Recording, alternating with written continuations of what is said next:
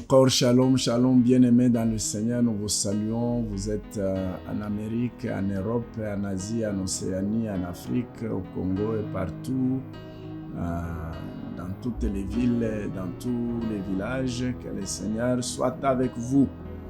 Voici à notre 45e jour de jeûne et prière aujourd'hui, lundi 14 avril. Que la main du Seigneur soit avec vous.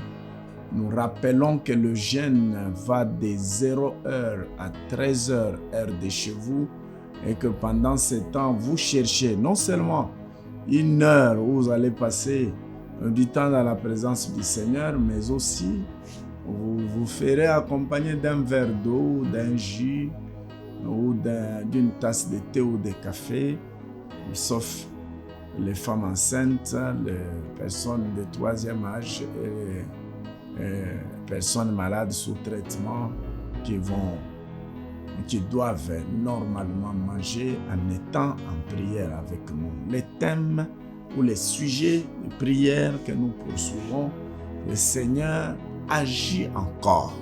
Agit encore. Cette fois-ci, nous sommes dans Luc chapitre 1, le verset 46 jusqu'au verset 49. 46 à 49.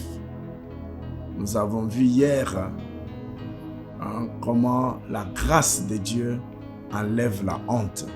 Mais ici, c'est une femme qui a expérimenté la grâce à partir du verset 30 jusqu'à 31 et qui témoigne dans ces passages. Nous lisons: et Marie dit, mon âme exalte le Seigneur, et mon esprit se réjouit en Dieu mon Sauveur,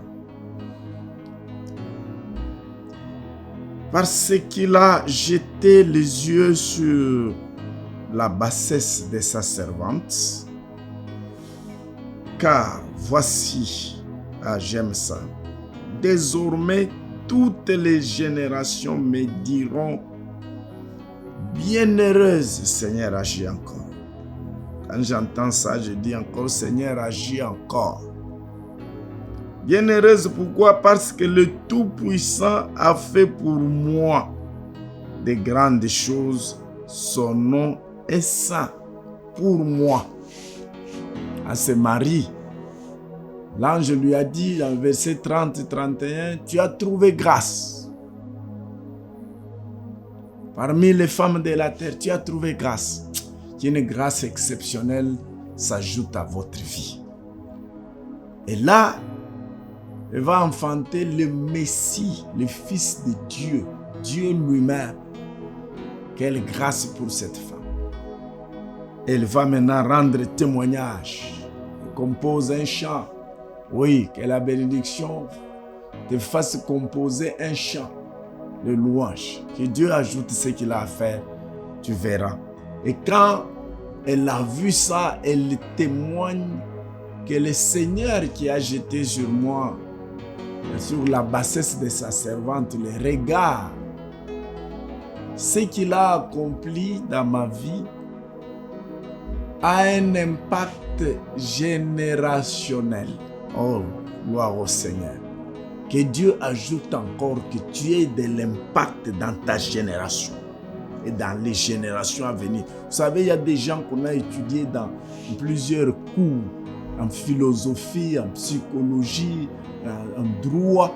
Des gens qui sont déjà morts, mais qui ont laissé un impact qui traverse des générations. J'ai prié que tu ne passes pas par cette terre inaperçue, que le Seigneur fasse en sorte que tu aies un impact dans ta génération et dans les générations à venir. Il dit, Seigneur, ajoute dans ma vie les choses qui permettront que je puisse impacter ma génération et je puisse impacter le monde après moi. Il est possible qu'on parle de toi dans tel domaine de ta vie, je ne sais pas, dans la musique, dans le ministère, dans l'informatique, dans la technique, dans le commerce, dans les affaires, en politique, économie, en armée, en police, que Dieu puisse ajouter ce qui te manque pour que ton impact traverse les générations. Nous ne sommes pas dans les choses terre à terre, c'est pour impacter notre génération. Seigneur, ajoute encore les choses qui permettront que je puisse impacter. Que la qualité de mes messages s'élève, la qualité de mes visions s'élève, mon ministère s'élève, mes affaires s'élèvent. Oh, Seigneur Jésus, regarde cet homme, cette femme qui a compris cette brève exhortation et qui a besoin d'impacter.